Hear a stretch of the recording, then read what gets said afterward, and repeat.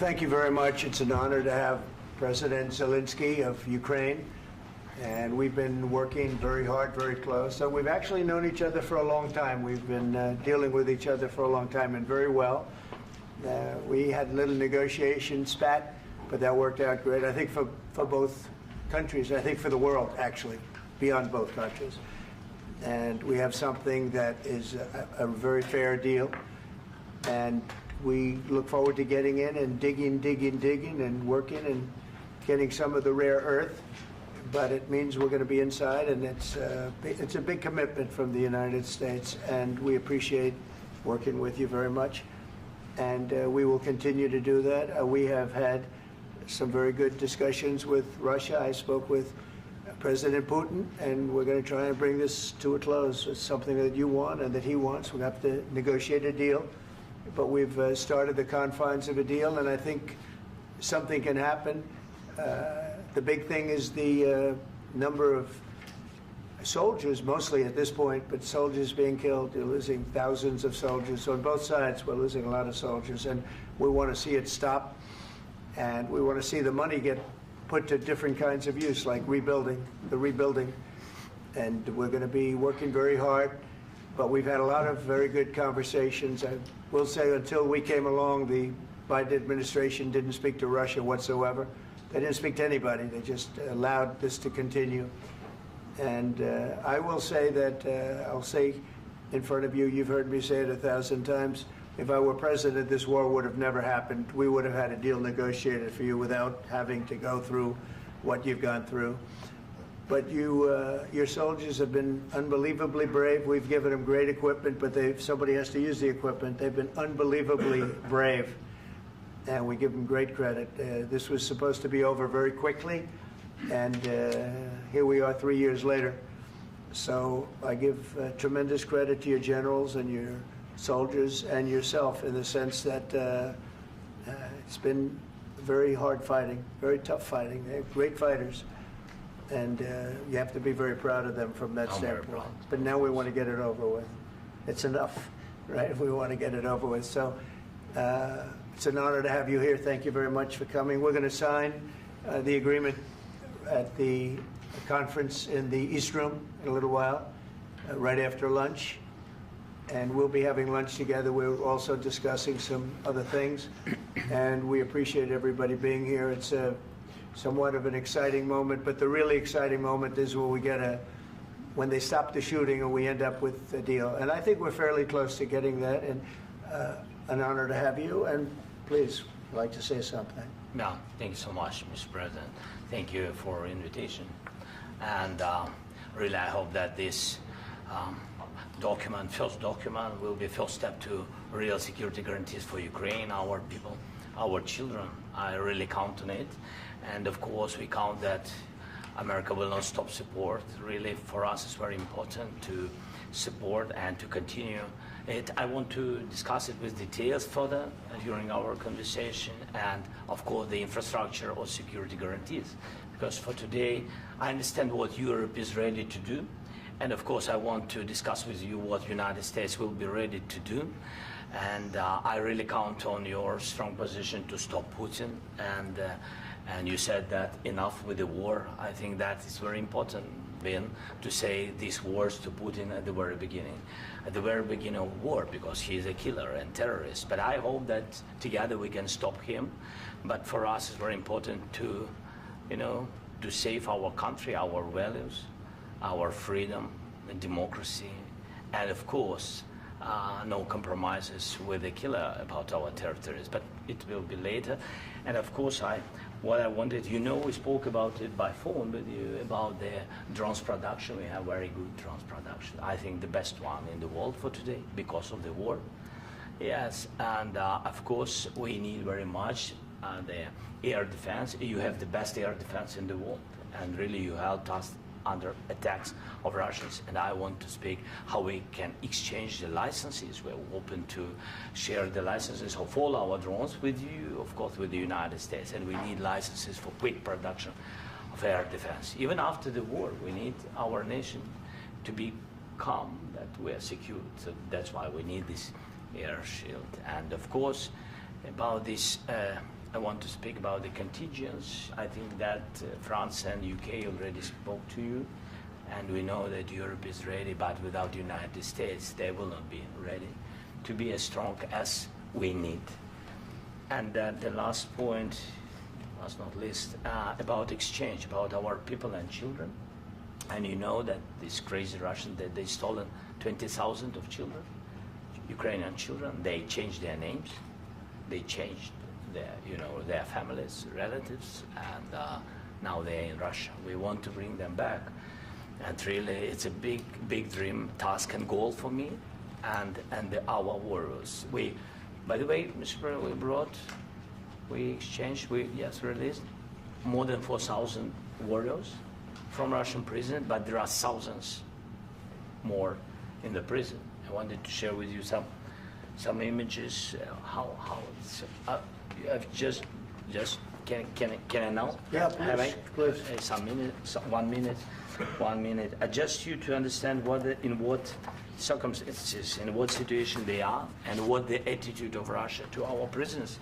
That guys, just you before and after. And you see before and after, just you to understand. Now thousands of such guys, ladies and men, there, and that, so they don't eat, they beat them, and they, they do a lot of bad things. So out of, even during the war, there are rules. Everybody knows there are rules during the war. So these guys, they don't have any rules. You see that 50, 60 kilograms left, and a lot of such things. And I didn't want to show you what the changes with images of children, because I will just share with you. And I mean, it's looking tragic. Yep, that's tough stuff. Yeah, I wanted very much to give you, and you see it. Yeah. This is pastor, by the way. They stolen pastors, because it's not Russian church. They stolen pastors and moved pastors to the prison. At the end of last year, we brought 3 pastors, and we could exchange them. And this is pastor, you see. Yeah, that's tough. Yeah. So I mean, this I wanted to show you, and this. So thank you very much. We want to get that ended, right? Yeah. Of course, we And want. I think we will. And We have to, of course. do you have any questions, please? Mr. President. Thank you, Mr. President. With the, how much money is the U.S. going to put into the fund that is being created today, and how does this provide long-term security for Ukraine?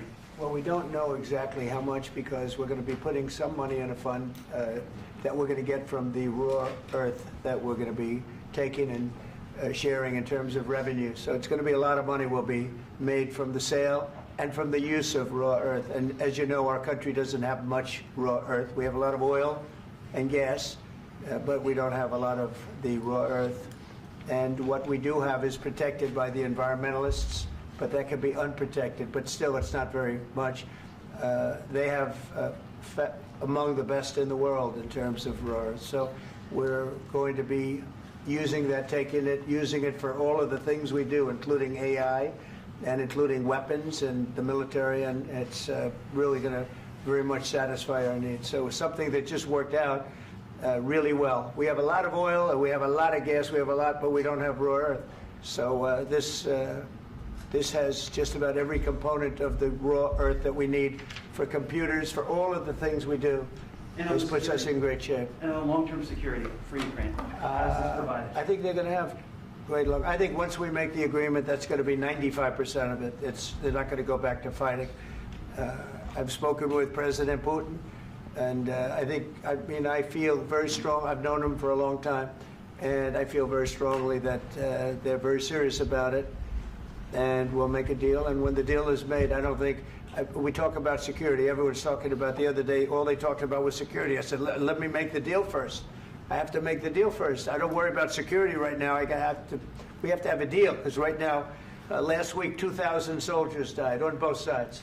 2,000. And they're losing 1,000, 2,000, 3,000 a week. So as we sit here and we talk, people are getting shot and dying on the battlefield. And, you know, they're not American soldiers, but they're Russian soldiers and they're Ukrainian soldiers, and we want to be able to stop it. And we want to be able also to spend money on other things. We don't want to, this is a tremendous amount of money. And what the Biden administration did was terrible. They were giving money, but he had no security on the money. Europe, as you know, gave much less money, but they had security. It was in the form of a loan.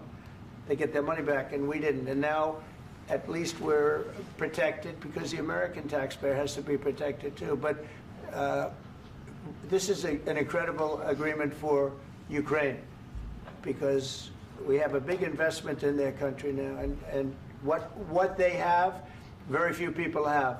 And we're able to really go forward with very, very high-tech things and many other things, including weaponry that we're going to use in many locations, but that we need for our country. Mr. President, This allows us to do this. will you continue I'm sorry. sending military aid? Yes, go ahead, please. If I can just, yes. In the document, there is one of the very important points. If we speak about business and investment, we never had LNG terminals in Ukraine. This document will open. I mean, the next documents, but anyway, here we see in the framework, we see really goodwill for this. LNG terminals for us is very important, and I think for security of European continent. We have the biggest storage, gas storage. We have the biggest in Europe.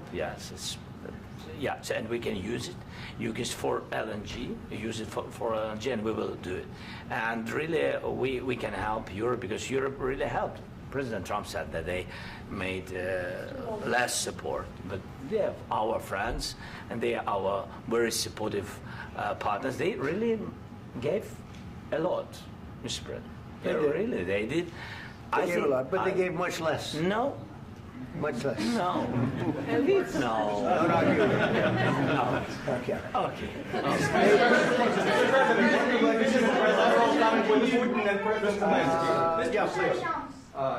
Mr. President Trump, you have repeatedly called the deal with Ukraine as a historical one. And as a President of the United States, you make historical decisions in other issues which affect America and other world. So what place in the world history do you want to take? And do you associate yourself with any famous historical figures? Yeah, I'd say George Washington, Abraham Lincoln. I would say I'm far superior to George Washington and Abraham Lincoln. Now, you know I'm only kidding, right? Because when I say that, the fake news is going to go wild. They're going to say he considers himself to be better than Washington. But you never know. You never know. I don't compare myself to anybody. I'm here to do a job. We've had a great 35 days or whatever it might be, a month, a little more than a month. We've accomplished tremendous amounts. Not only this would be a very great achievement if we could get the war stopped and get them back to normalization. I think that's going to happen. We've had very good talks on both sides, as you know. But I think we've done a very good job, just generally. If you look at all of the things we've done in 30 days, they're saying there's never been a opening for a president. The first month, there's never been a first month like we've had. And this is one of the very important things. This, to me, is one of the most important things because we have tremendous death taking place as we speak, and I don't want to have that. You know, think of the parents, whether they're in Russia or Ukraine, think of the parents of all these people being killed needlessly. They came to our territory. Should have never started. This would have, if I were president, this would have never started. Mr. President, where has out your conviction? Mr. President, will you continue sending military aid to Ukraine after the U.S. signs this agreement with Ukraine? Yeah, we're And the going to be question continuing. to President Zelensky, do you feel like the U.S. is on your side, that President Trump is on your side at this moment? Right. What do you think? He wants to know, do you think that, sort of a stupid question. I guess we wouldn't be here if I wasn't. I think that the United States on our side from the very beginning of occupation, and I think that President Trump on our side, and of course, I'm sure that the United States President will not stop support. This is crucial for us. It's important for us. Yes. And Putin, the president speaks about the people and the soldiers which are dying, but they came to our territory, they came to our land. They began this war, and they have to stop. And I think this is the question, with really the most important question. Can President Trump, I hope yes, with some other allies, to stop Putin, withdraw these enemies, our enemy, withdraw these troops from our land? And I think that you asked about the history, I think that if President, or when, he will stop Putin, if President Trump will bring peace to our country, I think he will be on this wall, I think. We've had very, very good talks. What about military aid to Ukraine? President Zelensky just said that there will be no compromises with Vladimir Putin. I just wanted to ask both of you, firstly, are there compromises that you think that President Zelensky is going to have to make? And President Zelensky, is there anything that you think you may be able to offer or bring to the table, for example, elections? Thank you. I think you're going to have to always make compromises. You can't do any deals without compromises. So certainly he's going to have to make some compromises, but hopefully they won't be as big as some people think you're going to have to make. That's all. That's all we can do. I'm here as an arbitrator, as a mediator to a certain extent between two parties that have been very hostile, to put it mildly. They've been very hostile. This has been a vicious war. This has been a vicious war. You know, it's a very level battlefield, and those bullets go out, and as I've said many times, we were talking about it with Pete, many times the only thing stopping those bullets is a human body. And in the case we're talking about, generally young human bodies are stopping a lot of bullets. It's dead level. That's why it's great farmland. It's great land. It's great farmland, but there's very little protection against the bullets that are being, and other things that are being shot. So all I can do is see if I can get everybody at the table and get an agreement. And I think we're going to end up with an agreement. Otherwise, I wouldn't probably be even here today. Mr. President, I've got two questions for you. You think ultimately your legacy will be the peacemaker and not the president that led this country into another war and ended foreign wars? And then I've got a question. I hope it will. I mean, I hope I'm going to be remembered as a peacemaker. This would be a great thing if we could do this. I'm doing this to save lives more than anything else. Second is to save a lot of money, but I consider that to be far less important. So I hope I'm going to, thank you, Brian, for that question. It was a nice question. I hope I'll be known and recognized as a peacemaker. This would be a great thing to solve. This is a very dangerous situation. You know, this could lead to a third world war. This was headed in the wrong direction. If this election were lost, if we didn't win this election, and we won it by a lot, that was a mandate. We won every swing state. We won the popular vote by millions and millions of votes. We won everything. The districts, you look at the areas of red, take a look at a map. This was a big mandate, and this was one of the things. I said, we're going to get this thing settled. If we didn't win, I think this could have very well ended up in a third world war, and that would not have been a good situation. What was your second question? And my second question for President Zelensky, why don't you wear a suit? You're at the highest, why don't you wear a suit? You're at the highest level in this country's office, and you refuse to wear a suit. Just want to see if do you own a suit? Yeah, problems. A lot of Americans have problems with you not Really? respecting the dignity of this office. I will wear a costume after this war will finish. Okay. Yes, maybe Maybe something like this? something like yours. Sir. Yes. That'd be great. Maybe something better. I don't know. We will see. Maybe something cheaper than. Yeah. Thank you. Thank you. President Thank you. Trump. Thank you, President Trump. You said yesterday that you have. Are you going to send more arms to Ukraine in case there's no peace? Yeah, we're going to have arms to Ukraine, yeah, sure. Hopefully I won't have to send very much, because hopefully we're going to have it finished. We're looking forward to finishing this quickly. We're not looking forward to sending a lot of arms. We're looking forward to getting the war finished so we can do other things. But we very much appreciate the agreement, because we needed what they had, and we're treating, you know, our country is now treated fairly. Biden didn't do that. He didn't know what the hell he was doing. This should have never happened. This should have never started. But you know, sure, the answer is yes, but hopefully we won't have to send much because I'm looking forward to getting it done quickly, very quickly. Does that mean you'll provide security guarantees, Mr. President? I don't want to talk about security yet because I want to get the deal done. You know, you fall into the same trap like everybody else. A million times you say it over and over. I want to get the deal done. Security is so easy. That's about 2% of the problem.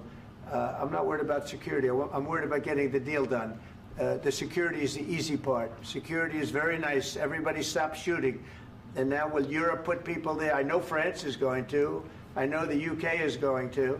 I know other countries are going to, and they happen to be right next door.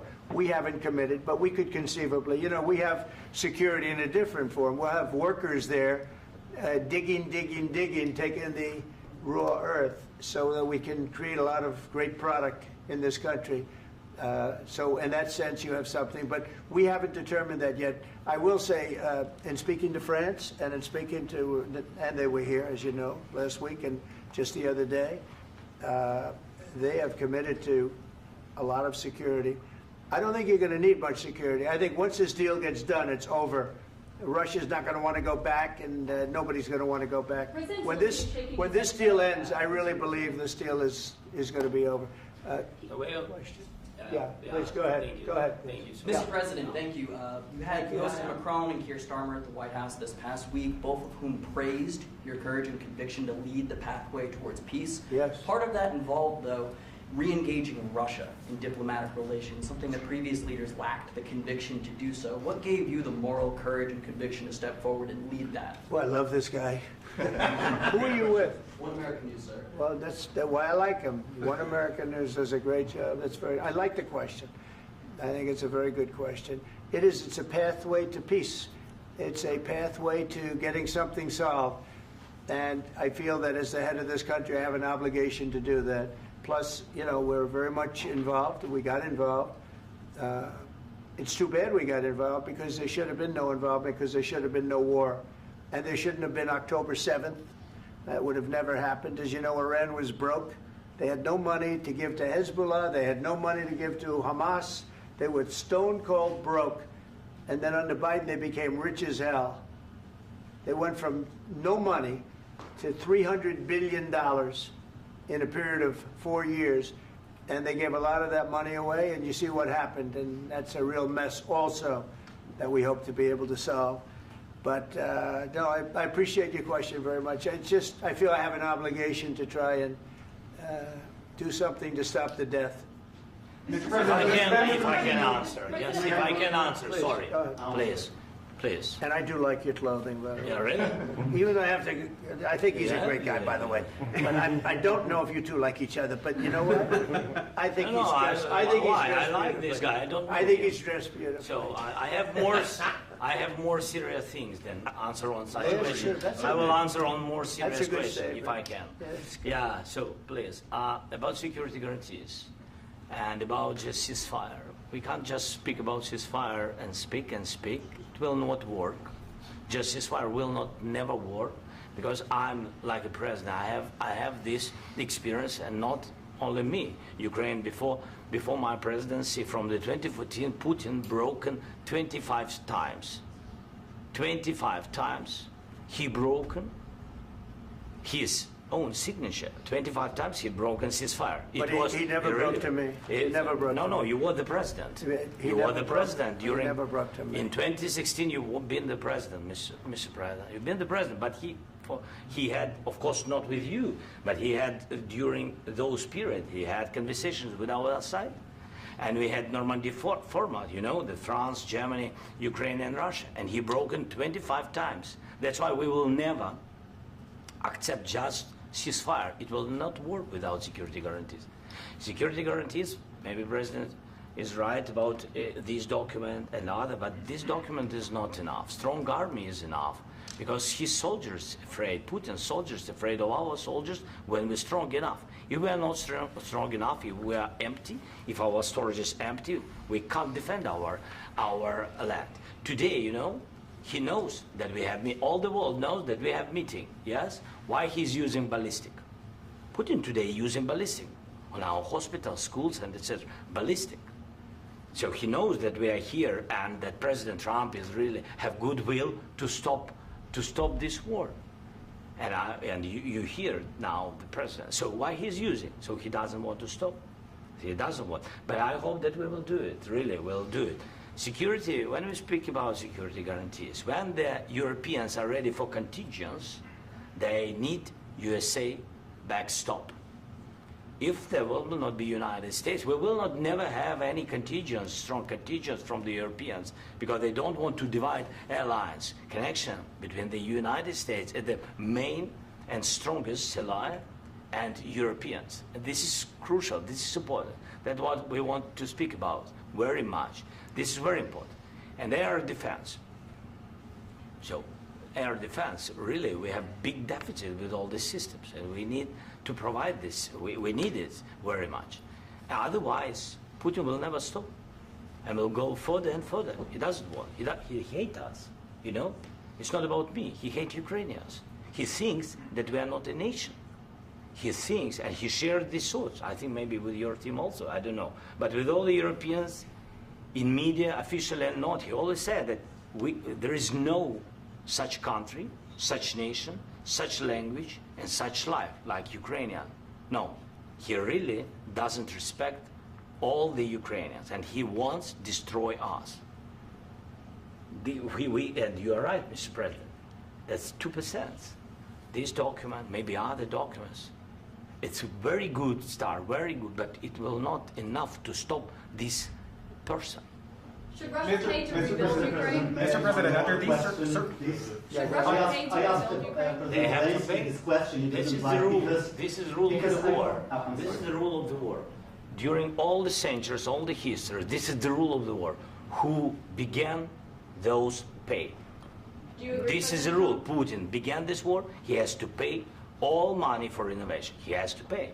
Of course, some Russian assets, what we have in Europe, about 300 billions, we can use them.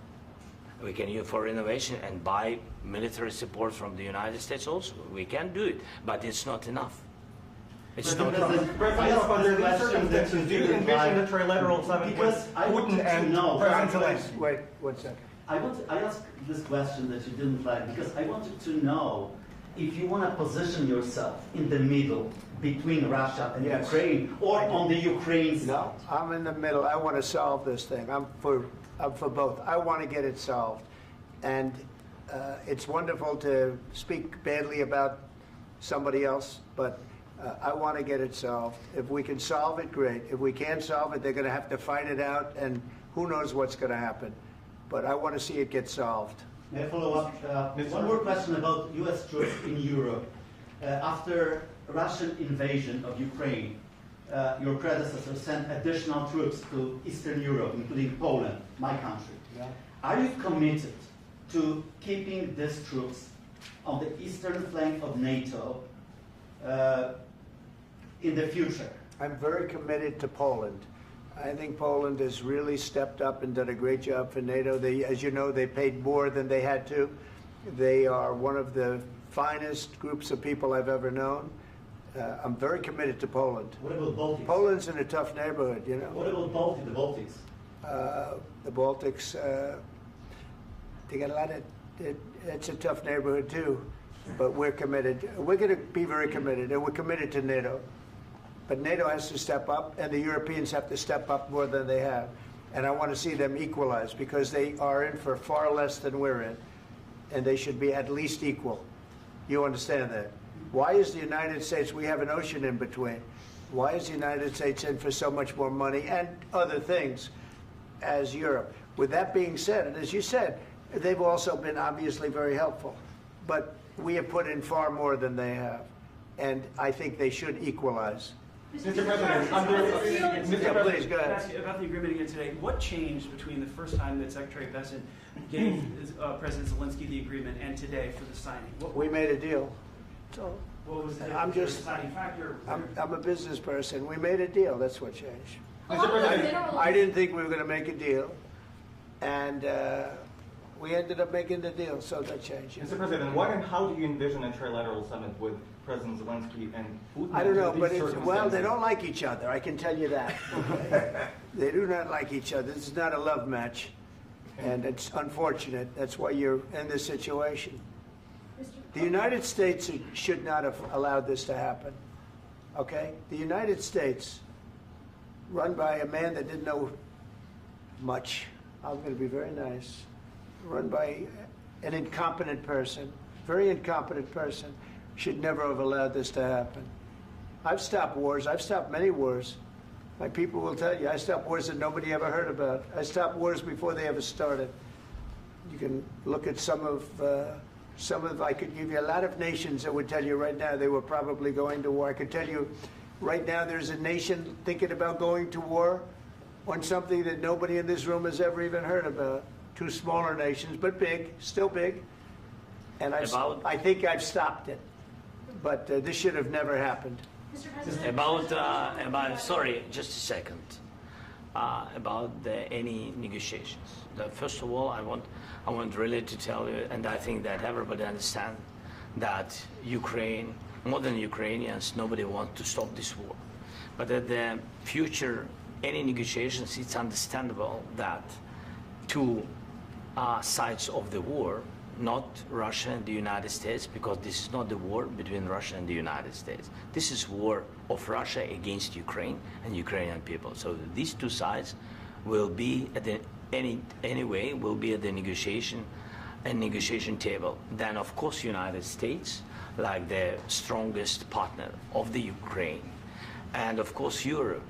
I think Europe is very important. I want to speak about it with the president.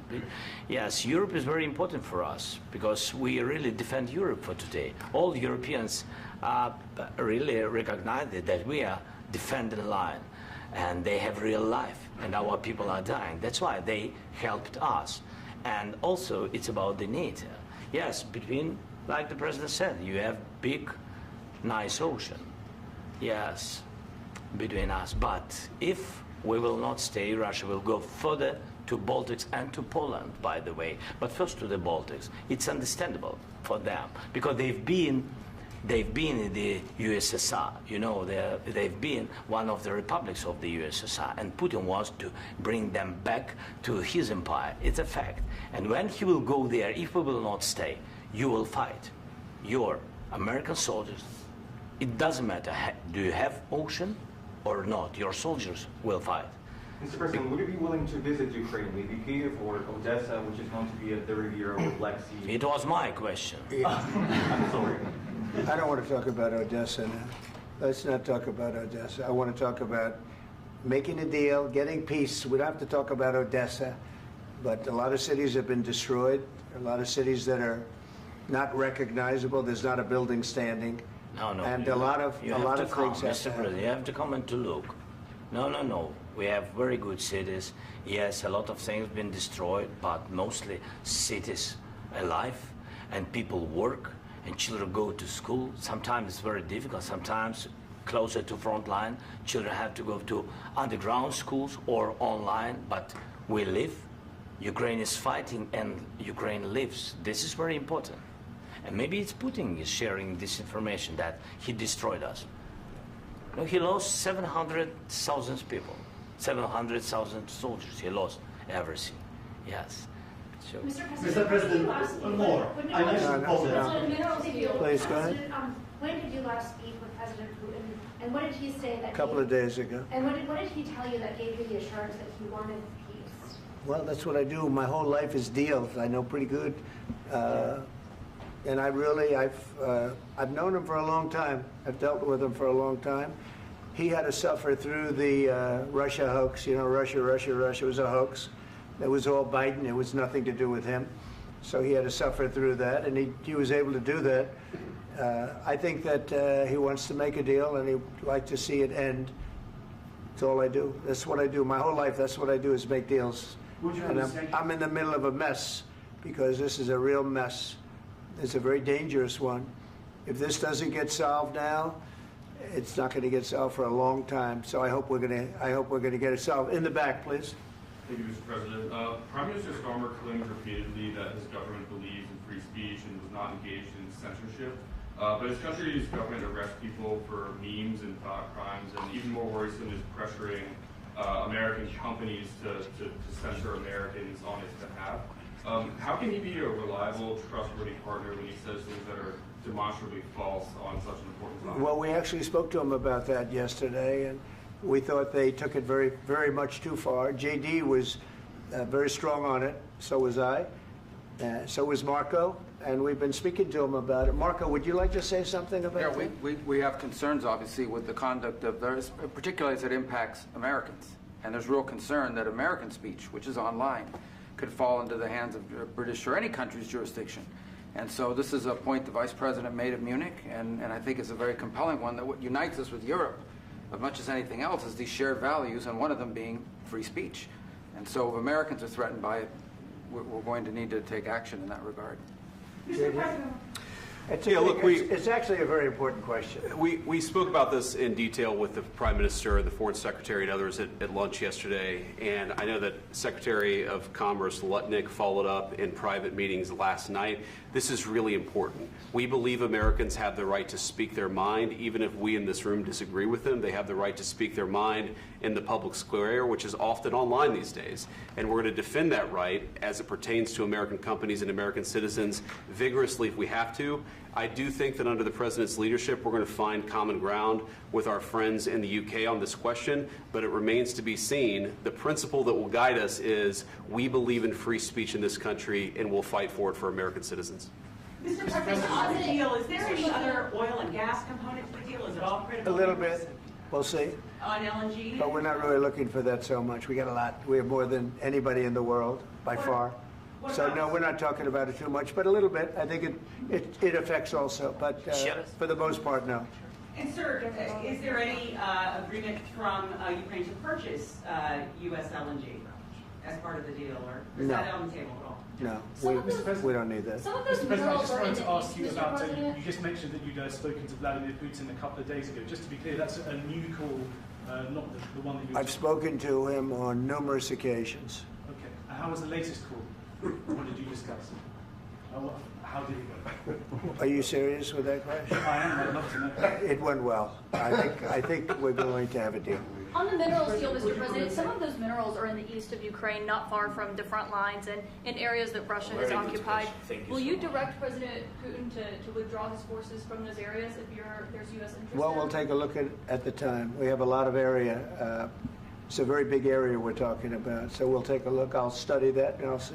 And who would protect those minerals if they are U.S. interests? Would that be Ukrainian They'll forces? be protected. European The agreement forces? will protect them. U.S. The forces? agreement, yeah, we're signing an agreement. You know? Right, but what if Russia tries to invade or there's Russian aggression in those spots? I just told you I don't think that's going to happen. And if that were going to happen, I wouldn't make a deal. If I thought that was going to happen, I wouldn't make a deal. Some people may wonder why. You know, they ought to focus on CNN on survival, not asking me these ridiculous questions. Focus on surviving, because CNN's got such low ratings. I don't think they're going to survive. Let's go. Please, go ahead. Since I already mentioned Poland. Poland was under Russian control for decades after the Second World War. When I was a kid, I looked at the United States not only as a most powerful country, richest country in the world, the country that has great music, great movies, great muscle cars, but also as a force for good. And now I'm talking with my friends in Poland, and they are worried that you align yourself too much with Putin. What's your message for them? Well, if I didn't align myself with both of them, you'd never have a deal. You want me to say really terrible things about Putin and then say, "Hi, Vladimir, how are we doing on the deal?" That doesn't work that way.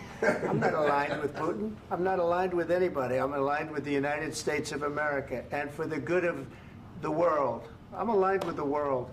And I want to get this thing over with. You see the hatred he's got for Putin. It's very tough for me to make a deal with that kind of hate. He's got tremendous hatred.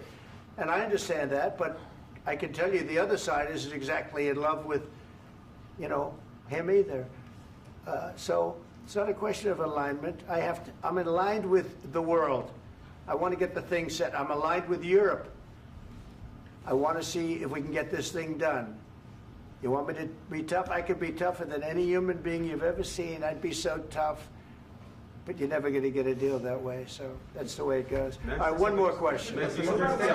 Hey, I will respond to this. So look, for 4 years in the United States of America, we had a president who stood up at press conferences and talked tough about Vladimir Putin, and then Putin invaded Ukraine and destroyed a significant chunk of the country.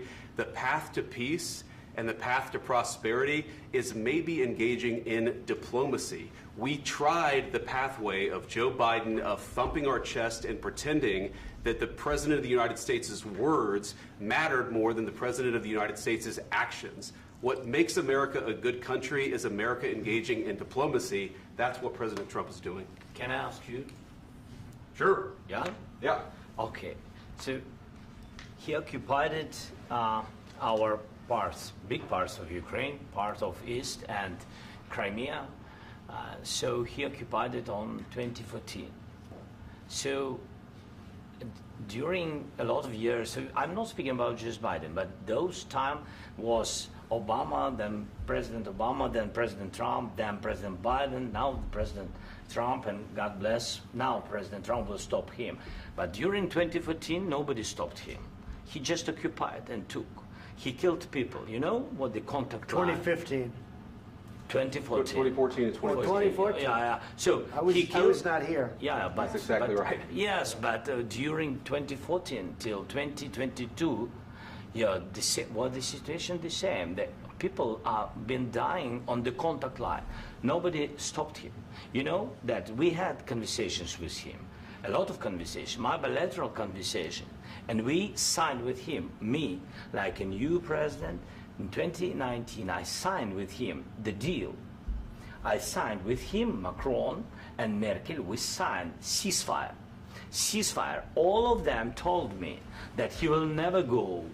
We signed with him with gas contract. Gas contract. Yes, but after that, he broken this ceasefire. He killed our people and he didn't exchange prisoners. We signed the exchange of prisoners, but he didn't do it. What kind of diplomacy, JD, you are speaking about? What do you mean? I'm talking about the kind of diplomacy that's going to end the destruction of your country. Yes, but if you Mr. President, with respect, I think it's disrespectful for you to come into the Oval Office and try to litigate this in front of the American media. Right now, you guys are going around and forcing conscripts to the front lines because you have manpower problems. You should be thanking the President for trying to bring an end to this conflict. Have you ever been to Ukraine that you say what problems we have? I have been to. Count once. I've actually watched and seen the stories, and I know what happens is you bring them on a propaganda tour, Mr. President. Do you disagree that you've had problems bringing people into your military? And do you think that it's respectful to come to the Oval Office of the United States of America and attack the administration that is trying to prevent the destruction of your country? A lot of questions. Let's start from the beginning. Sure. First of all, during the war, everybody has problems, even you, but you have nice ocean and don't feel now, but you will feel it in the future. God bless. You don't know that. God bless. You God bless. You will not have a war. Don't tell us what we're going to feel. We're trying to solve a problem. Don't tell us what we're going to feel. I'm not telling you. Because I'm you're in no answering position on this to question. dictate that. That's Remember exactly what this. you're doing. You're in no position to dictate what we're going to feel. We're going to feel very good. You will feel influence. We're going to feel very good and very strong. You will feel influence. You're right now not in a very good position. You've allowed yourself to be in a very bad position, and he happens to be right about it. From the very beginning of the war. You're not in a good position. I You don't have the cards right now. With us, you start having not playing cards. Right now, you don't. I'm very You're playing serious, cards. Mr. President. You're I'm playing very cards. serious. You're I'm gambling the with the president lives in of war. millions of people. You think- You're gambling with World War III. What you're You're speaking gambling about? with What are you World speaking War about? III. And what you're doing is very disrespectful to the country, this country. That's with back all to you. respect to your Far country. more than a lot of people said they respect. should have. Have you said thank you once? This A lot entire of meeting? times. No, in this Even entire meeting, today. have you said thank Even you? today. You went to Pennsylvania and campaigned for the opposition in October. Offer some words of appreciation for the United States what of you're America speaking about. and the president who's trying to save your country. Please, you think that if you will speak very loudly about the war, you He's can... not speaking loudly. He's not Yeah. speaking loudly. Your country's Can I- in big can I- trouble. Can I Wait a answer? minute. No. Can You've I done a lot answer? of talking.